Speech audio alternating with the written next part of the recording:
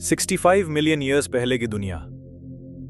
ना इंसान था, ना सिटीज थी, ना आज जैसी कोई साउंड, ना कार्स का शोर, ना मशीन्स की आवाज, ना मोबाइल फोन्स। सिर्फ डीप फॉरेस्ट्स, एंडलेस ओशंस और धरती पर चलने वाले giant creatures, dinosaurs. Tyrannosaurus rex, triceratops और हजारों स्पीशीज जो इस प्लैनेट पर रूल करती थी। उनका साइज इतना ह्यूज था कि जमीन शेक कर जाती थी। उनका एरा लगभग 16 करोड़ साल तक चला।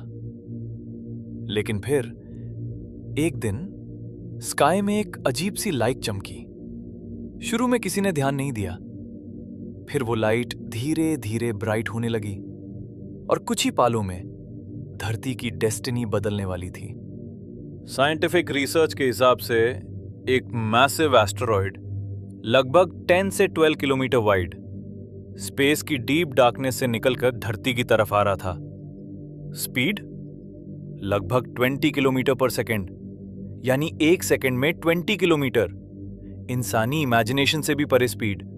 और फिर वो जाकर टकराया आज के मेक्सिको के युकातान पेनिनसुला एरिया में, जहां आज है चिकसुलूप क्रेटर। इंपैक्ट इतना पावरफुल था कि 100 मिलियन न्यूक्लियर बॉम्ब से भी ज्यादा एनर्जी रिलीज हुई। लगभग 180 किलोमीटर वाइड क्रेटर बना।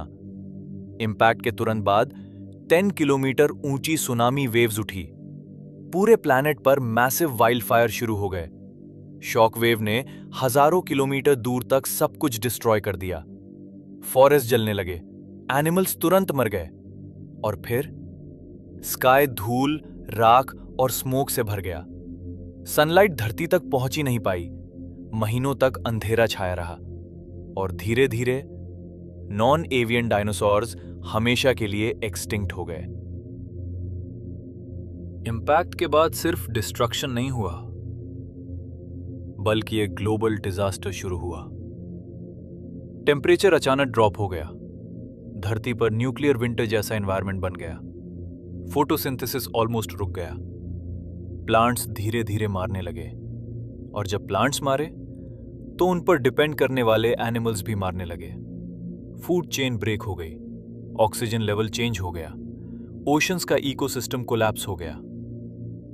लगभग 75% लाइफ फॉर्म्स एक्सटिंक्ट हो गए। सोचो, पूरे प्लैनेट की 3/4 जिंदगी खत्म। लेकिन सब कुछ फिनिश नहीं हुआ।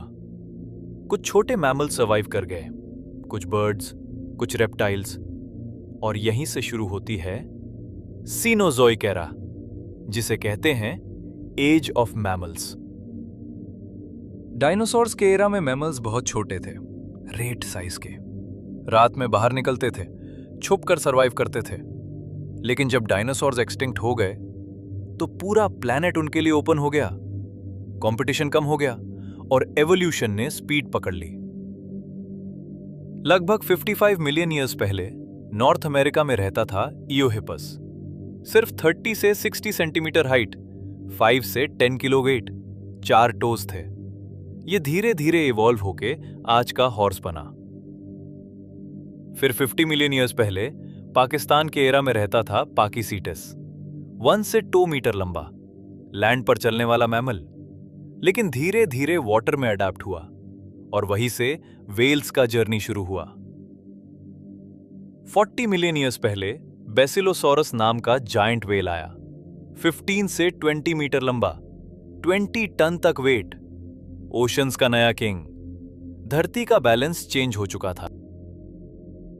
डायनासोर्स का एक ग्रुप सरवाइव कर गया था, बर्ड्स। और कुछ बर्ड्स तो जायंट बन गए, जैसे गैस्टोर्निस, 2 मीटर हाइट, 150 किलो वेट। उड़ नहीं सकता था, लेकिन बहुत पावरफुल था। टाइम आगे बढ़ा। 2 मिलियन ईयर्स पहले आइस एज आई, और फिर आए नए मॉन्स्टर्स। स्माइलोडॉन, सेबर टूथ कैट, 2 से 3 मीटर लंबा, 300 किलो तक वेट, बड़े कर्व डांट, एक साइलेंट किलर। अर्जेंटीना में रहता था मेगाथीरियम। खड़े होने पर 6 मीटर हाइट, 3 से 4 टन वेट, ट्री को पकड़कर गिरा सकता था। नेचर फिर से जायंट्स बना रही थी, लेकिन इस बार डायनासोर्स नहीं, मैमल्स। 60 मिलियन ईयर्स पहले प्राइमेट्स आए। ट्रीज पर रहते थे, छोटे, इंटेलिजेंट, अडेप्टेबल। फिर अफ्रीका में एवोल्यूशन हुआ, ऑस्ट्रेलोपिथेकस, फिर होमोजीनस, और लगभग 300,000 साल पहले अफ्रीका में आए होमोसेपियंस, यानी हम।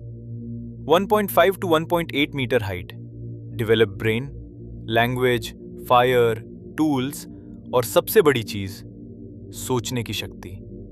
हमने फॉरेस्ट से निकालकर सिटीज बनाए, टेक्नोलॉजी डेवलप की, स्पेस तक पहुंच गए, और आज हम उस एस्ट्रॉयड की कहानी समझ रहे हैं जिसने हमें एग्जिस्ट करने का मौका दिया। सोचो, अगर वो एस्टेरॉयड कभी ना गिरता तो शायद डायनासोर्स आज भी होते, शायद मैमल्स कभी इतने बड़े ना बनते, शायद प्राइमेट्स इवॉल्व ही ना करते, और शायद हम कभी पैदा ही ना होते। एक एस्टेरॉयड ने 75% लाइफ को मिटा दिया, लेकिन उसी ने क्रिएट किया मैमल्स का फ्यूचर और इंसान की कहानी। कभी कभी डिस्ट्रक्शन ही नई दुनिया की बिगिनिंग होती है, और कभी कभी तबाही ही एवोल्यूशन का रास्ता बन जाती है।